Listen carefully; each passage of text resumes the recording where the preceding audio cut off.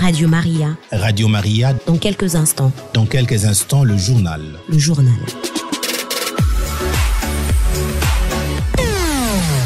Le journal de la province. Mwange Kilunda Madeleine. Bienvenue mesdames et bienvenue messieurs à cette édition. Ouvrons ce chapitre par la traditionnelle messe de clôture du mois du mouvement des mamans catholiques.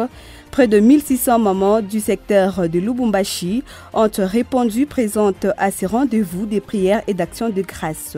Radio Maria, comme à l'accoutumée, a retransmis la messe présidée par l'aumônier des mamans du doyenné Centre-Ville en direct de la cathédrale Saint-Pierre et Paul. À la veille des nominations dans la petite territoriale, la ville de Lubumbashi vit au rythme des clashs et des manipulations verbales qui fusent la haine et le tribalisme. Une situation qui interpelle les consortiums des avocats baptisés catholiques qui alertent les jeunes louchois au vivre ensemble. Maître Goldi Makila sera l'invité de la rédaction. Nous bouclerons la boucle au diocèse de Kalemi-Kirungu où le mouvement des Kizito Anuarité a organisé une neuvaine de prières à l'intention de la bienheureuse Anuarité, modèle de la pureté et de famille. Vous le savez, ce jeudi, l'Église catholique fêtera la mémoire de cette jeune Congolaise morte assassinée. Voilà tout pour les titres. Merci à tous et à toutes. Merci à la réalisation de Willy Kalombo.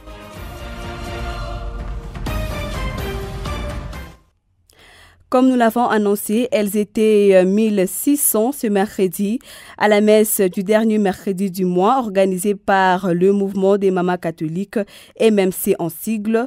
C'est monsieur l'abbé Jean-Claude Fouella, curé de la paroisse Saint-Marc et aumônier des mamans catholiques du doyenné Centre-Ville, qui a présidé cette célébration en remplacement de l'aumônier diocésain empêché par ce mercredi de la famille. Comme le dit l'Évangile, Jésus appelle à la fraternité. Voici un extrait de l'homélie de l'abbé Jean-Claude choisi par Radio Maria. Imani ya kweli tutaionyesha, tutasema tutakuwa washahidi wa imani yetu mpaka tunaitikia kuishi pamoja. Tunamwaminia Kristu ni Bwana mmoja, tunaminia hakuna Mugreki, hakuna Muyahudi. Shima election kuna chofu hapa mbele hapo. Wanasema mu 2023 kama ni mu Desembre, mutaona vile tunashanjaka. Tunashanjaka tu mara moja bu Kristu bote ni kubutupa kubusabwa bote. Hakuna tena mama Katolika, Mungu mbele niwe mwanga. Tunasema bita ile bu mama Katolika butarudia kama election inapita. Yafadhali tuwe macho. Hii wakati wa majilio wanatuambia tuwe macho, kesheni na musali ili mshanguke katika kishawishi. Na kishawishi ni ile ukabila, tribalisme, njoo ile kuna tutenganisha na njoo ile kuna tushindisha kwenda mbele. Pa kusema tujidevelope, pa kusema tuende mbele. Yafadhali tunaitikiana vile tuiko, tunavumiliana vile tuiko, tunaitika kutembea pamoja, kuungana pamoja. Na kama tunaungana pamoja ndio tutafanya kitu kinene. Wanasema mkono mmoja haitafanya nini? Kutosha nchawa. Babelge wanatuambia l'union fait force. Ni ile kama tunaona wa mama Katolika hivi banaungana wote tusa, nadhani Eklezia Katolika yetu tashimama na itenda nini? Mbele. Na kama tunaungana hivi shebote mkimoja ndio tutafanya kitu kikubwa sana. Bakiseme mambo fulani mama Katolika beko ba kwanza. Mambo fulani mama Katolika beko ba kwanza. Mambo fulani mama Katolika beko ba kwanza. Napenda ikuwe vile. Ikuwe vile. Na pa kusema tufike vile, yafadhali tufanye nini? Tuungane. Na mkuungana mule pa kusema tuungane, ni kusema tunaitikiana vile tuiko, tunavumiliana, tunarumiana, tunakumbuka ya kwamba tuko watoto wa baba huyu mmoja. Tutaomba kumbi muibada ya misa itakatifu. Mafundisho tunaosikia siku ya leo iguse mioyo zetu, ibadilishe mwenendo wetu, ituunganishe kati yetu, iweke mapendo kati yetu, iweke umoja kati yetu na iweke huruma kati yetu ili tuwe kweli mwanga, tuwe kweli alama ya présence ya Bwana wetu Yesu Kristu hapa duniani. Le temps, couple de la communauté famille chrétienne Poule de Lubumbashi, a été célébré ce mercredi à la paroisse Sainte Bernadette de Katouba pendant 3 jours consacrés aux échanges partage et des décisions entre les deux partenaires. L'heure est au renouvellement de vœux pour affermir le lien entre les partenaires. Rappelons également que cet an, couple a été présidé de 3 jours de conférences débats autour du thème « Une alimentation équilibrée pour la réussite d'une intimité réussie dans les couples ». À cette occasion, Thierry Yumba, président du pôle de Lubumbashi, s'est dit satisfait de l'organisation. Il a dit à Gaël Moubenga.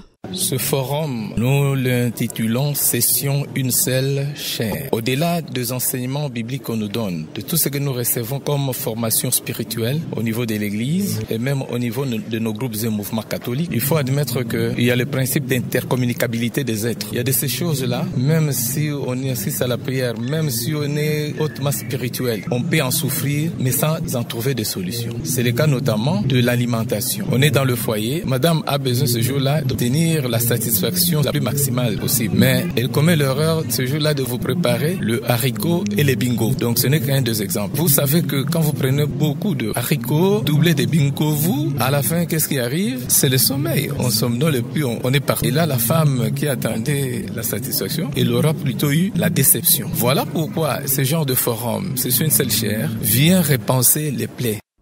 La section primaire du lycée Chondo, une institution d'encadrement scolaire des filles de la coordination catholique, a effectué dimanche dernier une visite aux pensionnaires de la prison de Kassapa.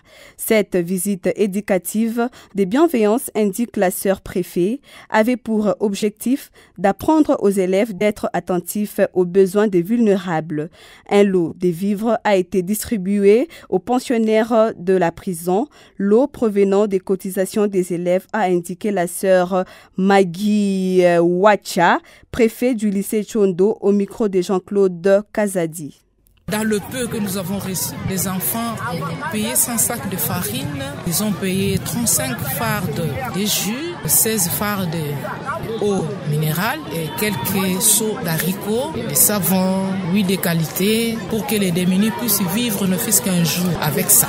Et l'appel que nous lançons aux autres écoles, nous sommes une petite école, elle n'est pas grande, aux autres écoles de pouvoir emboîter les pas pour pouvoir soutenir les prisonniers. On a trouvé des cas graves que les autres peuvent aussi penser d'une autre manière pour pouvoir les soutenir. On ne doit pas attendre avoir beaucoup de choses pour pouvoir aider les autres. Mais plutôt avec le peu qu'on a, on peut aider l'autre, on peut soulager l'autre. Notre visite, notre présence ici, ça a soulagé certains. Il y a beaucoup qui sont ici 15 ans, 20 ans, 30 ans, qui n'ont jamais vu l'uniforme.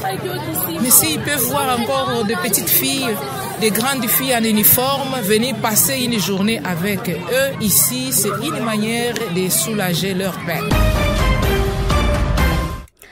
Changeons de registre à présent pour parler de l'actualité de l'heure. Les nominations des autorités gestionnaires de la petite territoriale enregistrent des tensions chez les jeunes, notamment à Lubumbashi. Le dernier cas en date est celui d'un pasteur violemment agressé ce mardi à Lubumbashi. Le consortium des avocats baptisés catholiques fustige cet état d'esprit qui ne prône pas les vivre ensemble, prôné par Monseigneur Fulgence Muteba Mugalu, archevêque métropolitain de Lubumbashi. Maître Goldi Makila est point focal de ces consortiums. Il s'est livré au micro de Nelly Kabena. Vous savez, en principe, c'est un arbre quand il est encore jeune. C'est comme le regretter. Ça veut dire on va plus s'attarder aux jeunes d'abord et aux femmes. Les politiciens peuvent facilement utiliser les jeunes et les femmes. Voilà pourquoi la mission principale, c'est d'abord de sensibiliser les jeunes. Et voilà pourquoi, pour un début, on commence par une population qui est, je me suis du terme, qui n'est pas trop instruite par rapport à leurs droits. Vous les rencontrez déjà, ces personnes-là? Oui. On a déjà rencontré un groupe de personnes et d'ailleurs, ça sera l'objet d'une prochaine émission pour dire les droits des femmes qui sont parfois bafoués. Et les jeunes aussi ne seront pas aussi oubliés. Et tant mieux, comme vous êtes de la chaîne Maria, on va faire cette mission ensemble et nous, de notre côté, avocats, les magistrats catholiques, et vous en tant que presse. Comme ça, on va aller toucher un peu les points un peu reculés, savoir qu'est-ce qu'ils en pensent par rapport à tout ce qui se passe. sur la territoriale. Alors, ce mercredi 30 novembre, le président de la République démocratique du Congo va recevoir les jeunes, toutes confessions confondues.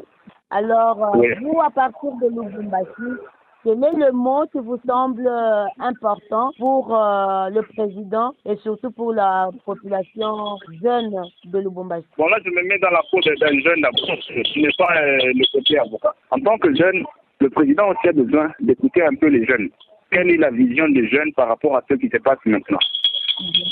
Et en base de ça, comme c'est un père, il va les écouter et il va donner des orientations. Puisque lui également, étant le garant de la nation, il a besoin de savoir ce que la population pense de ce qui se passe sur la territoriale. Et après ça, il va maintenant prendre une décision. Il n'a pas choisi la catégorie des vieilles personnes, des gens qui sont très âgés, puisque c'est avec la jeunesse qu'il faut créer le Congo de demain. Si les jeunes sont déjà instruits, ils sont solidaires, ils ne peuvent pas succomber à certaines tentations. Là, maintenant, je pense qu'on va créer un état de droit et puis le vivre ensemble sera vraiment une réalité. Maître Goldi, je vous remercie. Moi aussi, je vous remercie.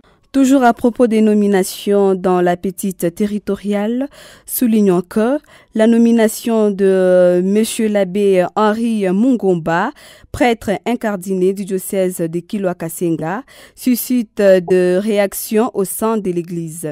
Ce mercredi, M. l'abbé Bertin, spécialiste du droit canonique à l'archidiocèse de Lubumbashi, appelle à l'intéressé à se ravisser par un choix judicieux. Selon l'abbé Bertin, interrogé par Nelly Kabina. La vérité, c'est que le prêtre doit renoncer à toute forme active d'engagement politique, spécialement dans le cas échéant ici.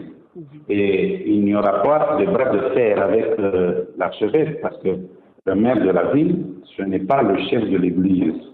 Nous avons un seul chef, le Christ, qui a ses représentants, qui s'appellent les évêques, et donc l'évêque, l'archevêque, va exercer sa fonction en toute liberté.